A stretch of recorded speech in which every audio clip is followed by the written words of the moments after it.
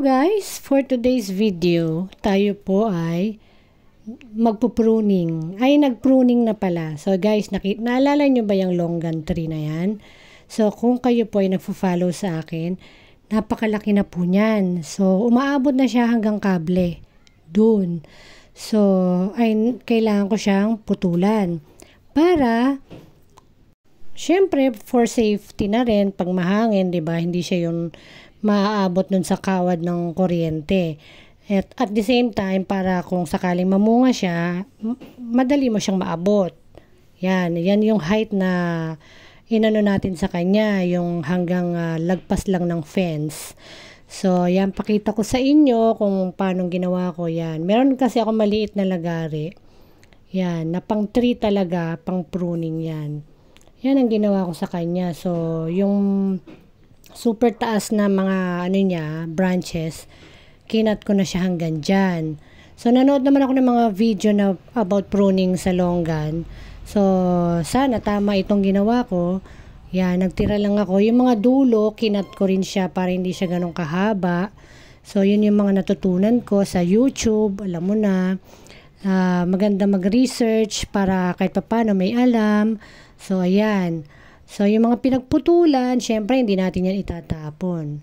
O, ayan na. Binawasan ko rin yung mga dahon para sa airflow. Kasi parang pinamamahayan na siya ng mga insekto. So, nakakatulong talaga ang pruning. So, ayan na yung pinagputulan, mga pinagtabasan. Ginawa nating mulch sa ating pathway. Alam mo na. So, soon to be compost yan. 'Di ba? Instead na itapon nyo lang sa basurahan, magagamit nyo sa inyong garden. 'Di ba? Pag nabulok yan, mag-a-add yan ng organic materials sa iyong garden na makakapagpaganda ng iyong mga plants. Diba? Makakapagpa-healthy ng yung mga plants. So, wag tayong tapon ng tapon.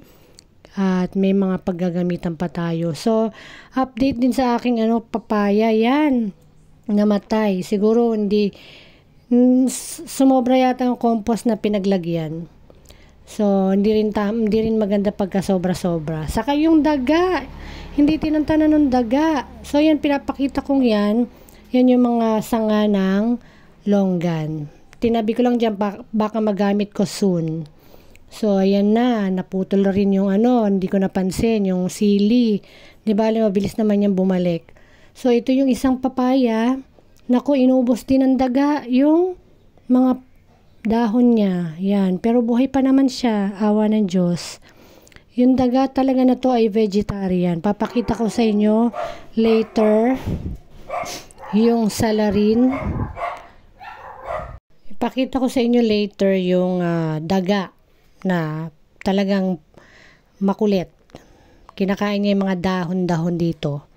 So, ayan.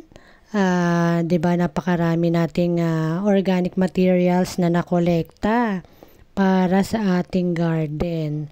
So, malaking bagay yan para tayo ay mas gumanda ang ating mga plants. So, ayan na yung itsura ng ating longgan. Mababa na siya. Easy to reach na siya. Easy to maintain. Kasi pag pinabayaan mo yung huge tree yan eh. So, wag na natin intayin na maging mahirap siyang ikat. Hanggat kaya pang ikat ng maayos, yan. Maliliit pa lang yung mga branches niya. Hindi pa siya ganun kahirap. So, yan. I-maintain lang within the reach, diba? So, hindi natin siya patataasin ng bonggang-bongga. So, ito yung itsura niya sa harapan. May katabi siyang avocado, yan. Pinrun ko na rin siya. So, pareha silang pinrun ko. Yan ang itsura ng ating longgan ngayon. Yung katabi niya is avocado. Parang naging plant na lang sila dyan. Kung mamunga sila, di okay. Kung hindi, okay lang din. Importante may plants dyan. So, yan yung nakolekta nating mga dahon na gagawin din nating mulch dun sa loob ng ating garden. So, yan na siya. Diba? Napakababa na lang. Easy to reach. Okay. So, ipakita ko sa inyo ito. Ito yung salarin, no? Itong cute na daga na to. Yan. Kinakain niya ang dahon ng ivy gourd. Yan po ang salarin kung bakit namatay yung aking papaya. Dahil hindi niya talaga tinantanan, inubos niya lahat ng dahon. O yan na, ngayon nanginginain siya dyan sa ating ivy gourd plant. Gustong gusto niya yung dahon. So ayan ang ating intruder sa ating garden na talaga namang medyo naninira. So, siguro nagugutom siya, kaya hayaan na lang natin. Bahala na. At least may bago akong pet, di ba?